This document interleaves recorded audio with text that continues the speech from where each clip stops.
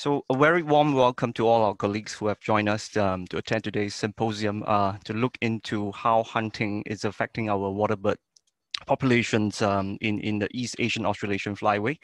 A very quick introduction. I'm Ding Lee Yong from BirdLife International's office in Singapore.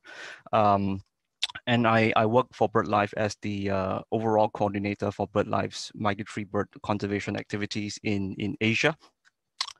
Today, my presentation will give you a little bit of overview of what we are working on in relation to bird hunting in Southeast Asia in particular. And progressively, as you go down the presentations, you will see how we, as well as our colleagues like Eduardo Constantine, built upon the evidence base for how shorebirds are being threatened here in this flyway by hunting. I'm sure all of you here are working closely with conservationists. If not, you are probably conservationists yourself. And we are all well aware of the global issue of how hunting affects our wild bird populations all over the world.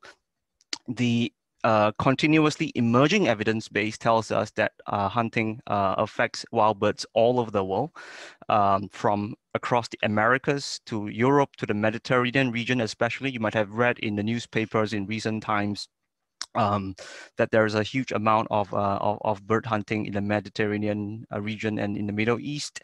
We are also increasingly aware of how hunting is affecting bird populations here in the Far East, in East Asia, as well as in Southeast Asia. And perhaps for those of us here who are from Southeast Asia, perhaps from Singapore, Malaysia, Indonesia, you are already well aware that there's a huge and ongoing trade in songbirds. Songbirds are being taken from the wild in very large numbers that have led to the depletion of the populations of many species, while pushing a number to the brink of extinction. So obviously hunting for birds for a variety of reasons, ranging for hunting for wild meat, hunting for the pet trade, and here in Southeast Asia, even hunting for a variety of religious ceremonies. These are all the different kinds of motivations that drives the illegal and often unsustainable hunting of our wild bird populations. In BirdLife, hunting is a particularly important issue for us, and we have been working for a number of years to better understand the global extent, the continental extent of where are the areas that birds are most affected by hunting, what are the species that are most affected by hunting. And in the last decade, we have undertaken a number of so-called situation analyses. These situation analyses are basically work with our partnership in the region on the ground to understand what are the birds that are being hunted. So there will be surveys, there'll be a lot of literature being compiled, as well as efforts to reach out to stakeholders in government, in the local NGOs, as well as local communities.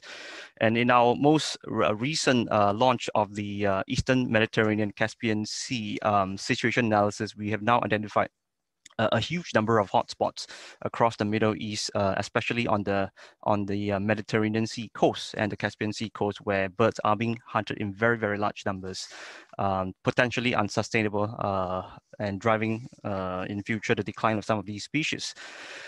So we are obviously beginning to have a better understanding of how bird hunting is driving declines of birds in the Western Palearctic. However, there are obviously some very large gaps in knowledge here in the East Asian Australasian Flyway. We know that there has been some anecdotal data being compiled by colleagues over the years.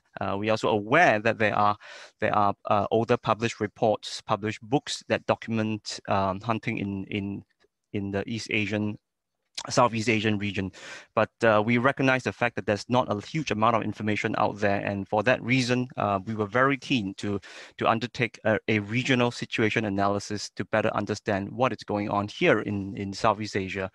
There are 4 key objectives in our work in Southeast Asia, and one of these most important objectives was to understand how the legal framework here in Southeast Asian countries are actually helping to protect our birds from hunting. But more importantly, we are also very keen to understand the magnitude of the problem.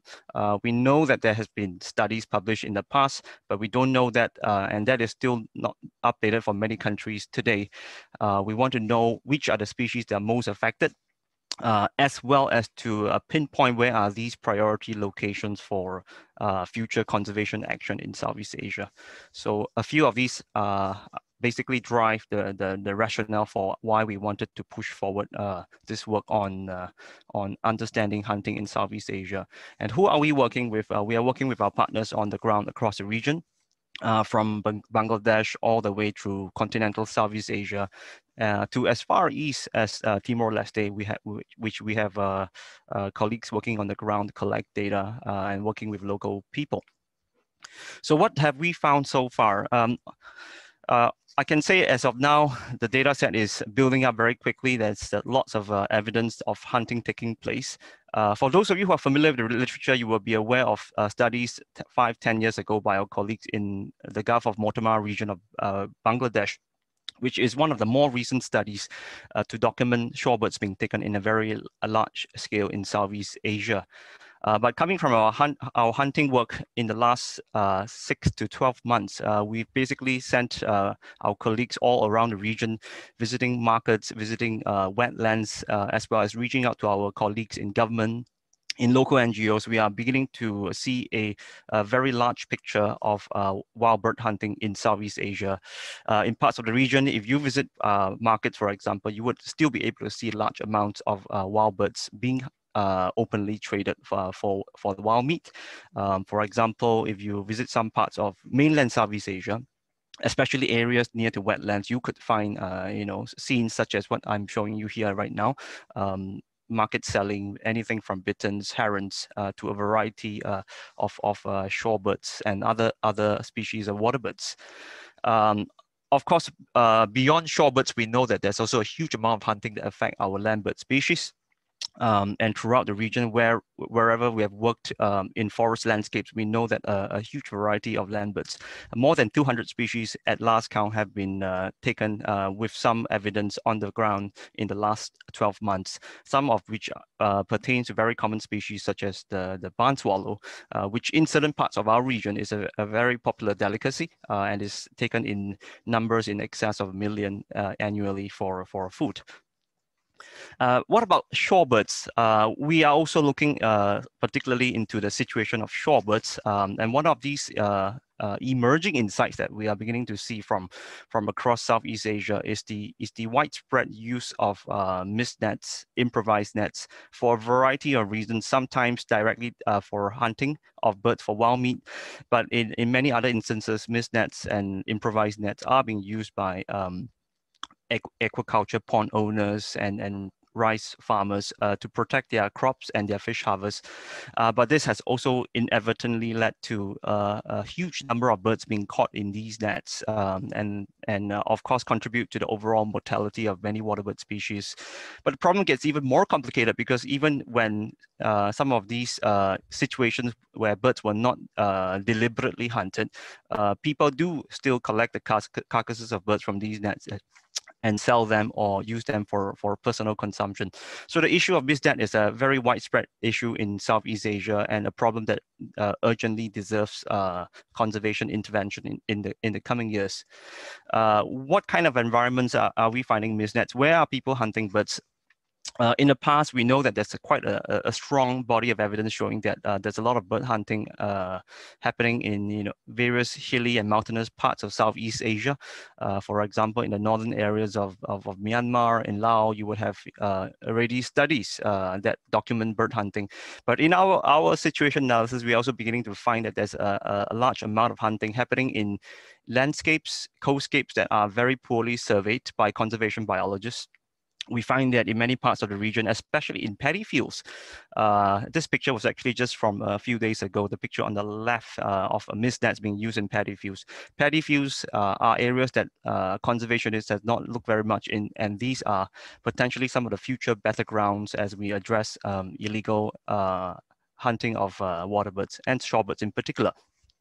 We've seen the use of mist nets across a whole variety of landscapes. The year, as you can see on each picture, indicates the year that the picture was taken, which tells us that hunting is an ongoing issue affecting our freshwater swamps in Southeast Asia, in aquaculture ponds, which are not very well surveyed by conservation biologists, and also in the intertidal flats, as we can see in many coastal parts of the region.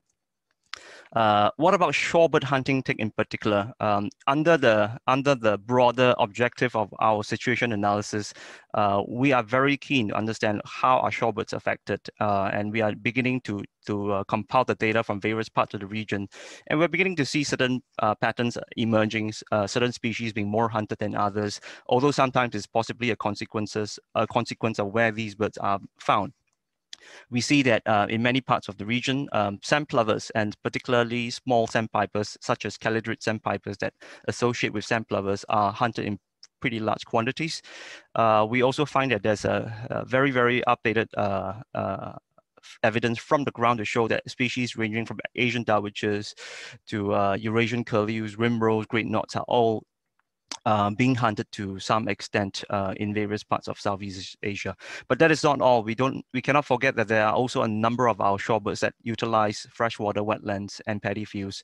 And our situation analysis is beginning to show the scale of how freshwater dependent shorebirds, such as various gallinago snipes, are being taken in pretty large numbers, as well as certain shorebird species such as predincles that utilize farmland. They are particularly vulnerable to mist nets that are being placed in fallow land in agricultural areas in various parts of Southeast Asia. You may be asking, what are we doing about this? Of course, alongside the work that we are doing on the ground to better understand the situation of hunting, we are also working with a variety of stakeholders to promote, to raise the profile of the issues to policymakers and to drive action on the ground. For example, the BirdLife Partnership, the partners within the BirdLife Partnership are working very closely with local stakeholders to better understand what is going on from their networks of collaborators, of conservationists across the region. For example, in the Philippines, our partner, the Haribon Foundation, has been organizing workshops such as what you're seeing here to reach out to consult local experts to better understand the situation of hunting, where is hunting particularly prevalent in, and what can be done to address hunting in those places. In Myanmar, our partner in Myanmar, Banker, has been very active on the ground. They've been working in places such as the Gulf of Mortimer, a very important coastscape for shorebirds in Southeast Asia, as well as on Nanta Island on the western frontier of Myanmar. They've been working with local people. They've been working with some of these locals on the ground to understand the extent of hunting. And at the same time, they're also working closely with relevant government departments to report on their findings, as well as to collaborate with their colleagues in government to develop collaborative mechanisms to deal with the problem of unsustainable and / illegal hunting. But last but not least, we also see that there's a lot of potential and opportunities for reaching out to local people across the region. We are working on the ground with our colleagues in Vietnam, for example. I work directly with our colleagues in North Vietnam and in South Vietnam, not just to do shorebird surveys and surveys of hunting, but we work with our partners such as Wild Tour and Viet Nature Conservation Center to survey hunting in two major parts of Vietnam for shorebirds, as well as to develop collateral material to reach out to local people to get them more interested in shorebird conservation. One of the most important developments, as you have heard from Dr. Shrey and Courtney in the earlier opening speeches, was the establishment of the East Asian Australasian Task Force to address illegal hunting, taking, and trade of waterbirds. And this was obviously, this can be seen as a major step forward in coordinating our regional efforts to address hunting of migratory birds in general. And moving forward, we see that there's a lot of opportunity coming up forward for academia to collaborate more closely with government, as well as us in the NGOs, to develop creative and useful approaches to deal with hunting. And that brings me to the end of my presentation. I hope this has given you a reasonably broad understanding of where we are right now in Southeast Asia, especially what BirdLife is doing. We are still working closely on the situation analysis, and we hope to have this out more towards the earlier or later part of next year. So keep watch this space. We will proceed with making announcements closer towards the early part of next year. And with that, I shall conclude my presentation and pass the floor to my colleague Eduardo, who will give you a very a deeper overview of the exciting work that he has been doing for the past couple of years to understand the policy frameworks underlying the take of shorebirds, as well as some of the very interesting work on the volumes of shorebirds taken and whether these are sustainable or not. So with that, I pass the floor over to you, Eduardo. Thanks.